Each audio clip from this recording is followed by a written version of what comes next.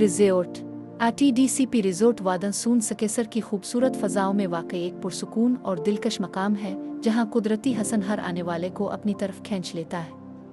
سرسبز پہاڑ، ٹھنڈی ہوائیں، خاموش فضا اور قریب موجود کھبیکی جھیل اس مقام کی خوبصورتی کو چار چاند لگا دیتے ہیں۔ یہ ریزورٹ ان لوگوں کے لیے بہترین جگہ ہے جو شہر کے شور سے دور قدرت کے حسین نظاروں میں سکون تلاش کرنا چاہتے ہیں۔ صبح کے وقت پہاڑوں پر بکھری دھند اور شام کے سنہری رنگ یہاں کے مناظر کو یادگار بنا دیتے ہیں۔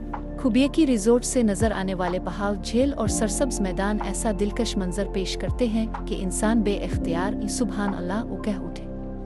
یہاں کی خاموشی، پرندوں کی چہچہاہٹ اور قدرتی خوبصورتی دل و دماغ کو تازگی بخشتی ہے۔ پہنچنے کے لیے خوشاب سے نوشہرہ، پھر نوشہرہ چوک سے جابا روڈ پہ کھبیکی ریزورٹ، پھر خوشاب سے کیٹا مسرل، وہاں سے جابا چوک سے نوشہرہ روڈ کھبیکی ریزورٹ۔